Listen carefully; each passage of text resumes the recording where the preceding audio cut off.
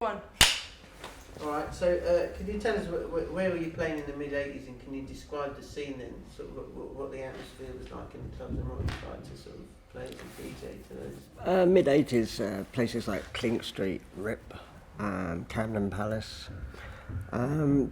This was, mid-80s was just before house actually started. So clubs were generally quite trendy in the West End anyway. There'd be certain people that you see every night, you know, and a certain bunch of people that would just hang out in clubs all the time. And then after the house thing started, things changed quite a lot.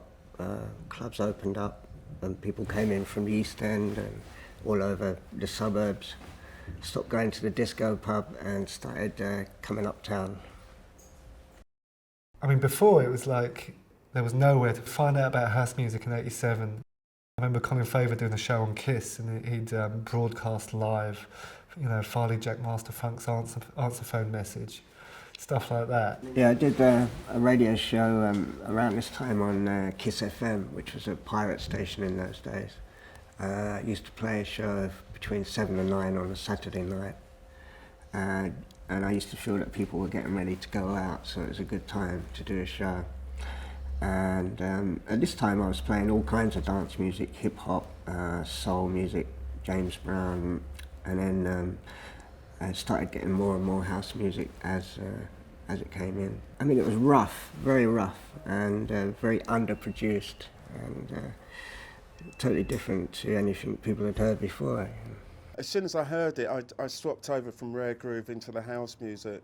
I think me and Colin Faver were amongst the first on Kiss to start really pushing it on there, you know, back then. Kiss Studio used to be at the top of a tower block in somebody's flat. I mean, quite often it'd be in a bathroom or bedroom. I mean, the decks would be balanced on a dirty linen basket, and I mean, everything was really rough. And you'd look down and you'd see a biscuit tin with a little red flashing light, and that was basically the link to the transmitter. And everything was very rough, but I mean, basically we had a beautiful stereo signal over most of London, so it worked okay in the end. Someone sampled your show and made a record out of it. Yeah, evidently Peter Ford, who made music under the name of Baby Ford. His first release, Oochie Coochie, was made up from samples from my radio show, because I used to play kind of a lot of electro stuff as well, and I think he used some of those tracks to actually make up Oochie Coochie. Let's have the rumour has it anyway. The other thing that was really funny about it, you could never sort of really relax, because back then DTI were really on the case with pirate radio, doing really big fines and that, taking people's records away. We were supposed to broadcast on all weekend, Friday, Saturday and Sunday, but half the time we weren't on the air because the DTI had taken our transmitter or whatever. So we built up this reputation even though we weren't on the air a lot of the time, you know.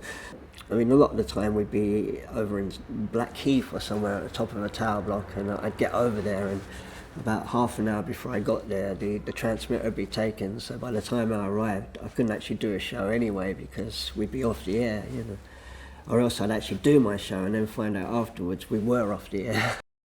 On a Saturday, for instance, you would do your show in Kiss, you would go to Camden Palace, and then you would go to Clean Street or come to Dungeons.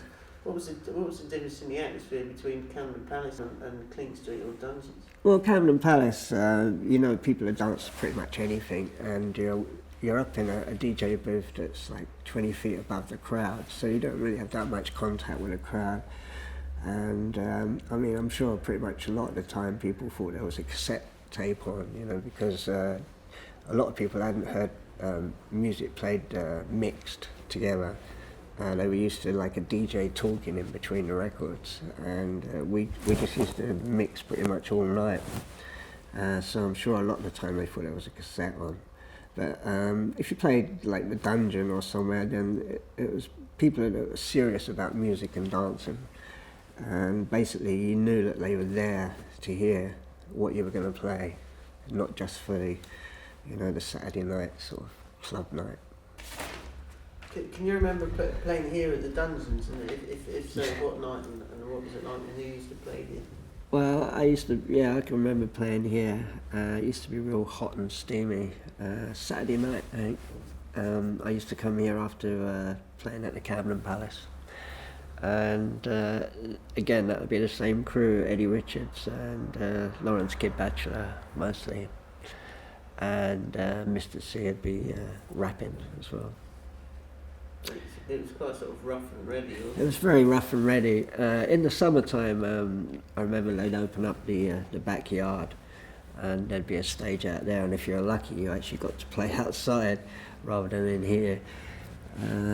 But it was a brilliant atmosphere. I mean, people were really here to have a good time. Can you tell us, just sort of give us an idea of how important that time you think was to what has gone on since?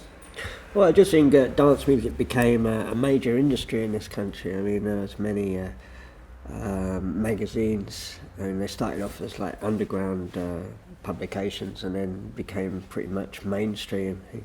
I mean, hundreds of kids started DJing, and I mean, basically it just became a really big industry after this period. All right, great. Just go into the close-up. Can you just give us as a sort of a payoff, one slang word and its meaning? Well, it's just, I mean, I guess you've heard get on one matey, and I mean, that was basically the one from the time that I remember. And mental, of course, which just meant basically go for it and have a good time.